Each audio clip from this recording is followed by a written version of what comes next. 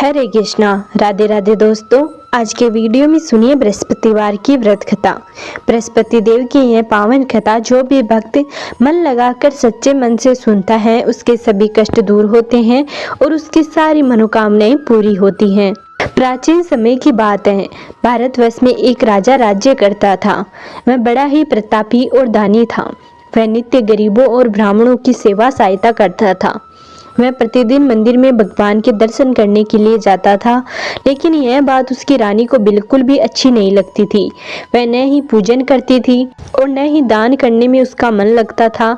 एक दिन राजा शिकार खेलने वन में गए हुए थे, तो रानी और दासी महल में अकेली थी। उसी समय बृहस्पति देव साधु का वेश धारण करके राजा के महल में भिक्षा के लिए गए और भिक्षा मांगी, तो रानी ने भिक्षा देने से मना कर दिया।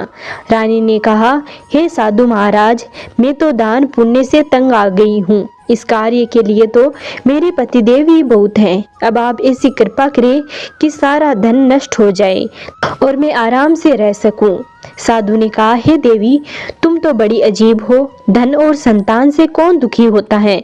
इसकी तो सभी कामना करते हैं।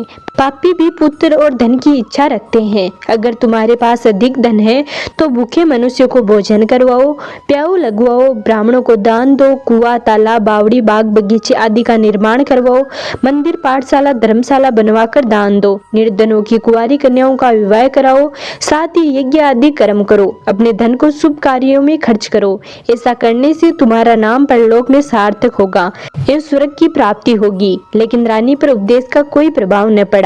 वह बोली, महाराज, मुझे ऐसे धन की आवश्यकता नहीं जिसे मैं अन्य लोगों को दान दूं, जिसको रखने और संभालने में मेरा सारा समय नष्ट हो जाए। अब आप ऐसी कृपा करें कि सारा धन नष्ट हो जाए और मैं आराम से रह सकूं। साधु ने उत्तर दिया, यदि तुम्हारी ऐसी इच्छा है तो जैसा मैं तुम्हें बताता हूँ तुम वैसा ही करना। बृहस्पतिवार को घर को गोबर से लिपना, अपने केसों को पीली मिट्टी से धोना, राजा से कहना वह बृहस्पतिवार को हजामत बनवाए, भोजन में मांस मदिरा खाना और कपड़ा धोबी के यहाँ धुलने डालना। ऐसा करने से 7 बृहस्पतिवार में आपका सारा धन नष्ट हो जाएगा। इतना कहकर वह साधु महाराज वहां से अंतर्ध्यान हो गए। इसके बाद रानी ने वही किया जो साधु महाराज ने बताया था। 3 बृहस्पतिवार ही बीते थे कि उसका समस्त धन संपत्ति नष्ट हो गई और भोजन के लिए राजा रानी तरसने लगी। तब एक दिन राजा ने रानी से कहा कि तुम यहीं पर रहो और मैं दूसरे देश में चाकरी के लिए चला जाऊं, क्योंकि यहाँ पर मुझे सभी मनुष्य जानते हैं, इसलिए कोई कार्य भी नहीं कर सकता। देश चोरी परदेश भीख बराबर है। ऐसा कहकर राजा प्रदेश चला गया। वहाँ जंगल को जाता और लकड़ी काट कर लाता और शहर में बेचता। इस तरह से वह अपना जीवन व्यतीत करने लगा। इधर राजा के बिना रानी और दासी दुखी रहने लगी। किसी दिन भोजन मिलता और किसी दिन जल पीकर ही रह जाती। एक समय जब रानी और दासियों को 7 दिन तक बिना भोजन के रहना पड़ा, तो रानी ने अपनी दासी से कहा, हे दासी, पास ही के नगर में मेरी बहन रहती है, वह बड़ी ही धनवान है। तू उसके पास जा और 5 शेर बेचकर मांग कर ले आ, ताकि कुछ समय के लिए थोड़ा बहुत गुजर बसर हो जाए। दासी रानी की बहन के पास गई। उस दिन बृहस्पतिवार था। रानी की बहन उस समय बृहस्पतिवार की कथा सुन रही थी। दासी ने रानी की बहन को अपनी रानी का संदेश दिया, लेकिन रानी की बहन ने कोई उत्तर नहीं दिया। जब दासी को रानी की बहन से कोई उत्तर न मिला तो वह बहुत ही दुखी हुई और उसे क्रोध भी आया। दासी ने वापस आकर रानी को सारी बात बता दी। यह सुनकर रानी ने कहा कि दासी, इसमें उसका कोई दोष नहीं है। जब बुरे दिन आते हैं तब कोई भी सहारा नहीं बनता है। अच्छे बुरे का पता विपत्ति में ही लगता है। जो ईश्वर की इच्छा होगी वही होगा। यह सब हमारे भाग्य का दोष है। यह सब कहकर रानी ने अपने भाग्य को कोसा। उधर रानी की बहन ने सोचा कि मेरी बहन की दासी आई थी, लेकिन मैं उससे नहीं बोली, इससे वह बहुत दुखी हुई होगी। कथा सुनकर और पूजन समाप्त कर वह अपनी बहन के घर गई और कहने लगी, हे बहन, मैं बृहस्पतिवार का व्रत कर रही थी। तुम्हारी दासी गई, लेकिन जब तक कथा होती है तब तक न तो उठते हैं और न ही बोलते हैं, इसलिए मैं नहीं बोली। कहो, दासी क्यों गई थी? रानी बोली, बहन, हमारे घर अनाज नहीं था। ऐसा कहते कहते रानी की आंखें भर आई। उसने दासियों समेत 7 दिन तक भूखा रहने की बात भी अपनी बहन को बता दी। इसलिए मैंने दासी को तुम्हारे पास 5 सेर बेजड़ लेने के लिए भेजा था। रानी की बहन बोली, बहन देखो, बृहस्पति देव सबकी मनोकामना पूरी करते हैं। देखो, शायद तुम्हारे घर में अनाज रखा हो। पहले तो रानी को विश्वास नहीं हुआ, परंतु बहन के आग्रह करने पर उसने दासी को अंदर भेजा। दासी घर के अंदर गई तो वहां पर उसे एक घड़ा बेजड़ से भरा मिल गया। उसे बड़ी हैरानी हुई। उसने बाहर आकर रानी को बताया। दासी रानी से कहने लगी, हे रानी, जब हमको भोजन नहीं मिलता है तो हम व्रत ही तो करते हैं, इसलिए क्यों नहीं इनसे व्रत और खता की विधि पूछ ली जाए, हम भी व्रत किया करेंगे। दासी के कहने पर रानी ने अपनी बहन से बृहस्पति व्रत के बारे में पूछा। उसकी बहन ने बताया, बृहस्पतिवार के व्रत में चने की दाल, गुड़ और मुनंगा से भगवान विष्णु का केले के वृक्ष की जड़ में पूजन करे तथा दीपक जलाएं और कथा सुने। उस दिन एक ही समय भोजन करे। भोजन में पीले खाद्य पदार्थ का सेवन जरूर करे। इससे गुरु भगवान प्रसन्न होते हैं, अन्न, पुत्र और धन का वरदान देते हैं, साथ ही सभी मनोकामनाएं पूरी करते हैं। व्रत और पूजन की विधि बताकर रानी की बहन अपने घर लौट आई। रानी और दासी दोनों ने निश्चय किया कि बृहस्पति देव भगवान का पूजन जरूर करेंगे। 7 रोज बाद जब बृहस्पतिवार आया तो उन्होंने व्रत रखा। गुड़साल में जाकर चना और गुड़ बीन लाई तथा उसकी दाल से केले की जड़ तथा भगवान विष्णु का पूजन किया। अब पीला भोजन कहाँ से लाई? दोनों बड़ी दुखी हुई, परंतु उन्होंने व्रत किया था, इसलिए बृहस्पति देव भगवान प्रसन्न थे। एक साधारण व्यक्ति के रूप में 2 थालों में पीला भोजन लेकर आए और दासी को देकर बोले, हे दासी, यह भोजन तुम्हारे और तुम्हारी रानी के लिए है, इसे तुम दोनों ग्रहण करना। दासी भोजन पाकर बहुत ही खुश हुई। उसने रानी से कहा, चलो रानी जी, भोजन कर लो। परंतु रानी को भोजन के बारे में कुछ भी नहीं पता था, इसलिए उसने कहा कि जा तू ही भोजन कर, क्योंकि तू व्यर्थ में हमारी हंसी उड़ाती है। तब दासी ने कहा, एक व्यक्ति भोजन देकर गया है। तब रानी ने कहा, वह व्यक्ति तेरे लिए ही भोजन दे गया है, तू ही भोजन करे। तब दासी ने कहा, वह व्यक्ति हम दोनों के लिए 2 थालों में सुंदर पीला भोजन देकर गया है, इसलिए मैं और आप दोनों साथ साथ भोजन करेंगे। यह सुनकर रानी बहुत ही खुश हुई और दोनों ने गुरु भगवान को नमस्कार कर भोजन किया। उसके बाद से वे प्रत्येक बृहस्पतिवार को गुरु भगवान का व्रत और पूजन करने लगी। बृहस्पति भगवान की कृपा से उनके पास धन हो गया, लेकिन रानी फिर से पहले की तरह आलस्य करने लगी। तब दासी बोली, देखो रानी, तुम पहले भी इस प्रकार आलस्य करती थी। तुम्हें धन रखने में कष्ट होता है, इस कारण सभी धन नष्ट हो गया। अब गुरु भगवान की कृपा से धन मिला है तो तुम फिर से आलस्य करने लगी हो। बड़ी मुसीबतों के बाद हमने यह धन पाया है, इसलिए हमें दान पुण्य करना चाहिए।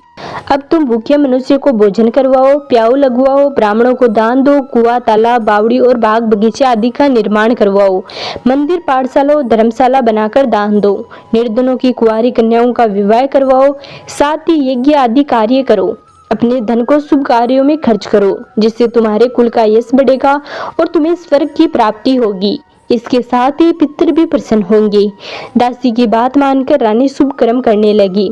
उसका यश फैलने लगा।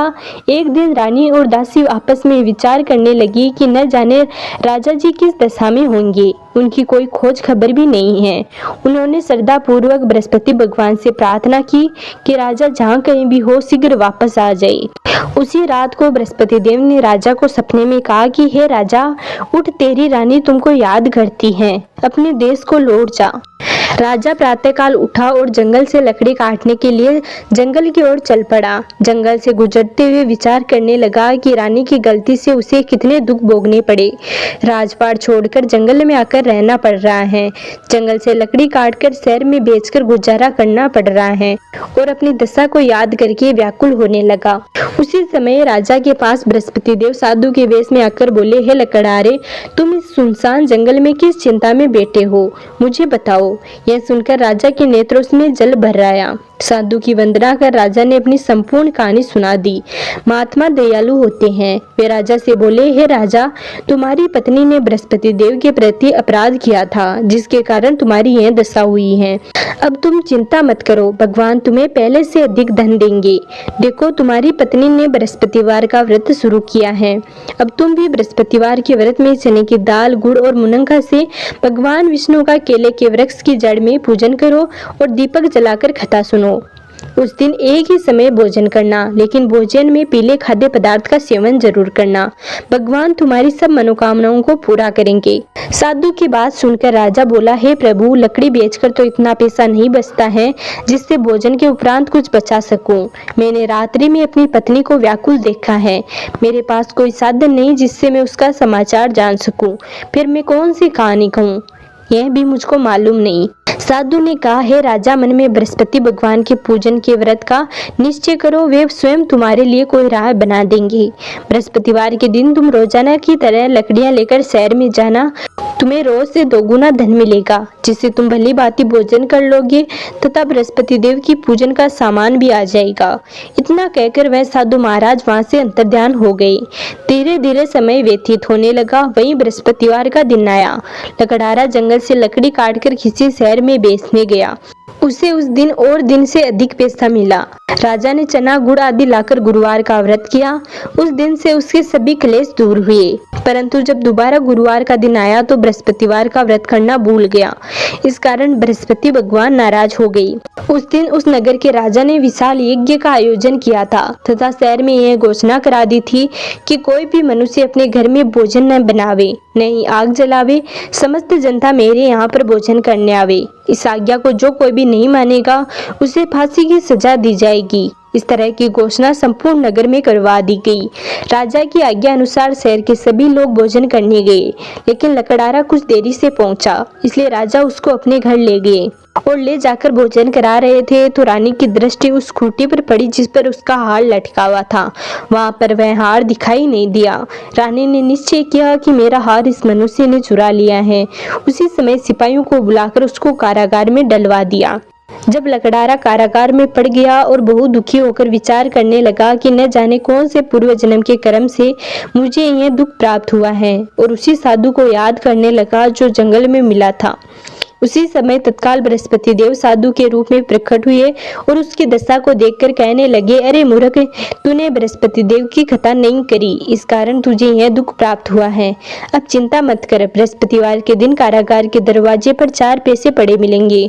उनसे तू बृहस्पति देव की पूजा करना, तेरे सभी कष्ट दूर हो जाएंगे। बृहस्पतिवार के दिन उसे 4 पैसे पड़े मिले। लकड़हारे ने कथा कही। उसी रात्रि को बृहस्पति देव ने उस नगर के राजा को सपने में कहा, हे राजा, तूने जिस आदमी को कारागार में बंद किया है वह निर्दोष है, वह राजा है, उसे छोड़ देना। रानी का हार उसी कुटी पर लटका है। अगर तू ऐसा नहीं करेगा तो मैं तेरे सारे राज्य को नष्ट कर दूंगा। इस तरह रात्रि के सपने को देखकर राजा प्रातःकाल उठा और खूंटी पर हार देकर लकड़हारे को बुलाकर क्षमा मांगी तथा लकड़हारे को योग्य सुंदर वस्त्र आभूषण देकर विदा कर दिया। बृहस्पति देव की आज्ञा अनुसार लकड़हारा अपने नगर की ओर चल दिया। राजा जब अपने नगर के निकट पहुंचा तो उसे बड़ा आश्चर्य हुआ। नगर में पहले से अधिक बाग, तालाब, कुएं तथा बहुत सी धर्मशालाएं, मंदिर आदि बन गए हैं। राजा ने पूछा, यह किसका बाग और धर्मशाला है? तब नगर के सब लोग कहने लगे, यह सब रानी और बांदी के हैं। तो राजा को बड़ा आश्चर्य हुआ और गुस्सा भी आया। जब रानी ने यह खबर सुनी कि राजा आ रहे हैं तो उन्होंने बांदी से कहा कि हे दासी, देख राजा हमको कितनी बुरी हालत में छोड़कर गए थे। हमारी ऐसी हालत देखकर वह लौट न जाए, इसलिए तू दरवाजे पर खड़ी हो जा। आज्ञा पाकर दासी दरवाजे पर खड़ी हो गई। राजा आए तो उन्हें अपने साथ लेकर आई। तब राजा ने क्रोध करके अपनी रानी से पूछा कि यह धन तुम्हें कैसे प्राप्त हुआ है? तब उन्होंने कहा, हमें यह सब धन बृहस्पति देव के इस व्रत के प्रभाव से प्राप्त हुआ है। राजा ने निश्चय किया कि 7 रोज बाद तो सभी बृहस्पति देव का पूजन करते हैं, परंतु मैं प्रतिदिन दिन में 3 बार कहानी तथा रोज व्रत किया करूंगा। अब हर समय राजा के दुपट्टे में चने की दाल बंधी रहती तथा दिन में 3 बार कहानी कहता। एक रोज राजा ने विचार किया, चलो अपनी बहन के यहाँ हो आवे। इस तरह निश्चय कर राजा घोड़े पर सवार होकर अपनी बहन के यहाँ को चलने लगा। मार्ग में उसने देखा कि कुछ आदमी एक मुर्दे को लिए जा रहे हैं। उन्हें रोककर राजा कहने लगा, अरे भाइयों, मेरे बृहस्पति देव की कथा सुन लो। वे बोले, लो, हमारा तो आदमी मर गया है, इसको अपनी कथा की पड़ी है। परंतु कुछ आदमी बोले, अच्छा कहो, हम तुम्हारी कथा भी सुनेंगे। राजा ने दाल निकाली और जब कथा आधी हुई तो मुर्दा हिलने लग गया और जब कथा समाप्त हुई तो राम राम करके मनुष्य उठकर खड़ा हो गया। आगे मार्ग में उसे एक किसान खेत में हल चलाता मिला। राजा ने उसे देख और उससे बोले, अरे भाई, तू मेरी बृहस्पतिवार के कथा सुन लो। किसान बोला, जब तक मैं तेरी कथा सुनूंगा तब तक 4 हरिया जोत लूंगा, जा अपनी कथा किसी और को सुनाना। इस तरह राजा आगे चलने लगा। राजा के हटते ही बैल पछाड़ खाकर गिर गए तथा किसान के पेट में बड़ी जोर से दर्द होने लगा। उस समय उसकी माँ रोटी लेकर आई। उसने जब यह देखा तो अपने पुत्र से सब हाल पूछा और बेटे ने सभी हाल कह दिया। तो बुढ़िया दौड़ी दौड़ी उस घुड़सवार के पास गई और उससे बोली, मैं तेरी कथा सुनूंगी, तू अपनी कथा मेरे खेत पर चलकर ही कहना। राजा ने बुढ़िया की खेत पर जाकर कथा कही, जिसके सुनते ही मैं बैल उठ खड़ा हुआ और किसान के पेट का दर्द भी बंद हो गया। राजा अपनी बहन के घर पहुंचा। बहन ने भाई की खूब मेहमानी की। दूसरे रोज प्रातःकाल राजा जगा तो वह देखने लगा कि सब लोग भोजन कर रहे हैं। राजा ने अपनी बहन से कहा, ऐसा कोई मनुष्य है जिसने अभी तक भोजन नहीं किया है, मेरे बृहस्पतिवार की कथा सुन ले। बहन बोली, है भैया, यह देश ऐसा ही है, यहाँ पहले लोग भोजन करते हैं, बाद में अन्य काम करते हैं।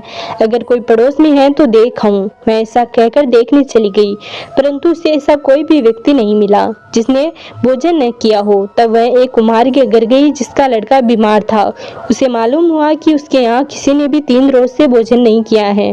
रानी ने अपने भाई की कथा सुनने के लिए कुम्हार से कहा। वह तैयार हो गया। राजा ने जाकर बृहस्पतिवार की कथा कही, जिसको सुनकर उसका लड़का ठीक हो गया। अब तो राजा की प्रशंसा होने लगी।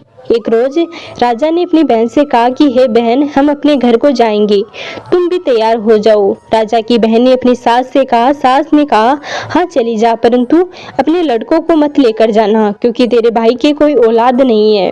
बहन ने अपने भाई से कहा, हे भैया, मैं तो चलूंगी, परंतु कोई बालक नहीं जाएगा।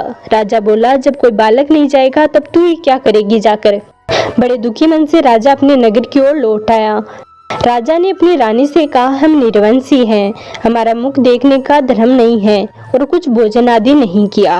रानी बोली, हे स्वामी, बृहस्पति देव ने हमें सब कुछ दिया है, वह हमें औलाद अवश्य देंगे। उसी रात को बृहस्पति देव ने राजा से स्वप्न में आकर कहा, हे राजा, उठे, सभी सोच त्याग दे, तेरी रानी गर्भ से है। राजा को यह बात सुनकर बड़ी खुशी हुई। 9वें महीने में उसके गर्भ से एक सुंदर पुत्र पैदा हुआ। तब राजा बोला, हे रानी, स्त्री बिना भोजन के रह सकती है, पर बिना कहे नहीं रह सकती। जब मेरी बहन आवे तो उससे कुछ मत कहना। रानी ने सुनकर हाँ कर दिया। जब राजा की बहन ने यह शुभ समाचार सुना तो वह बहुत खुश हुई और बधाई लेकर अपने भाई के यहाँ आई। तब रानी ने कहा, घोड़ा चढ़कर तो नहीं आई, गधा चढ़ी आई। राजा की बहन बोली, भाभी, इस प्रकार न कहती तो तुम्हें औलाद कैसे मिलती। बृहस्पति देव ऐसे ही हैं, जैसी जिसके मन में कामनाएं होती हैं सभी को पूरा करते हैं। जो सच्चे मन से बृहस्पतिवार का व्रत करता है, कथा पढ़ता है एवं कथा सुनता है, दूसरों को सुनाता है, बृहस्पति देव उसकी सभी मनोकामना पूरी करते हैं। भगवान बृहस्पति देव उनकी सदैव रक्षा करते हैं। संसार में जो मनुष्य सद्भावना से भगवान का पूजन व्रत सच्चे मन से करता है तो उसकी सभी मनोकामनाएं पूरी होती हैं। जैसे सच्ची भावना से रानी और राजा ने उनकी कथा का गुणगान किया तो उनकी सभी इच्छाएं बृहस्पति देव ने पूरी की। इसलिए पूर्ण कथा सुनने के बाद प्रसाद लेकर जाना चाहिए। हृदय से उनका मनन करते हुए जय जयकार बोलना चाहिए। बोलो बृहस्पति देव की जय, भगवान विष्णु की जय। तो ये थी बृहस्पति देव की व्रत कथा। उम्मीद करते हैं आपको जरूर पसंद आई होगी। दोस्तों, अगर आपने अभी तक हमारे चैनल को सब्सक्राइब नहीं किया है तो प्लीज सब्सक्राइब कर ले। मिलते हैं अगले वीडियो में, तब तक नमस्कार।